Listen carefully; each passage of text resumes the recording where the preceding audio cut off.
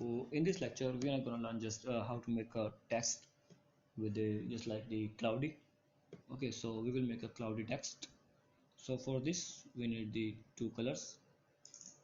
Okay, so first color that we need is just like the sky blue color. So for the sky blue we use this color. Okay, and for the gradient the next color we use is this one. Okay, and now you can use this tool, the gradient tool. Just hold your mouse and make a line like this. Now I have my sky blue color. Now use the brush tool and select the cloud brush. Alright, and I will just attach the cloud brush presets in the course, and you can just download it from here, just like this one, the load brushes, and you can select the brushes just like this, load, and it will load you the brush. So just like this is my brush. Just decrease its size, come to the white color. When you click, you see here's the cloud one, but it's all in the same direction. So what we're gonna use, press the F5.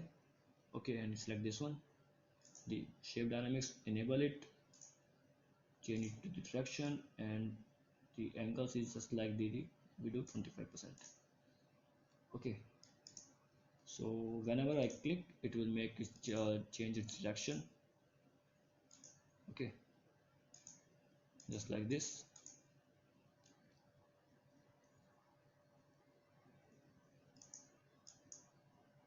So now I have to just create a text. I'll create just the text or the cloud. Okay, change its color to the black, and you can do the advanced, the increase its size just here to 250. Okay, and decrease it some size just like this. Now make a new layer, Control Shift Alt N, select the brush, decrease its size using here. You can decrease its size to this 50. Okay, or you can use the open or close brackets to increase or decrease its size.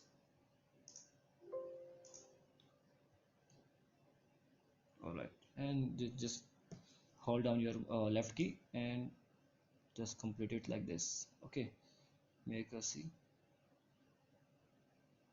like this, and now come to the L part. Now the O,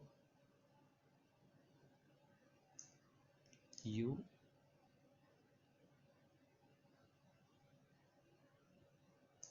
and D.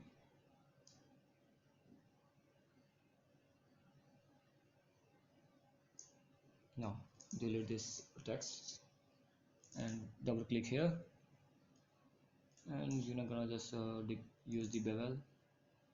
Okay, and emboss, and do it to the emboss, or we can use it to the this one, the inner bevel.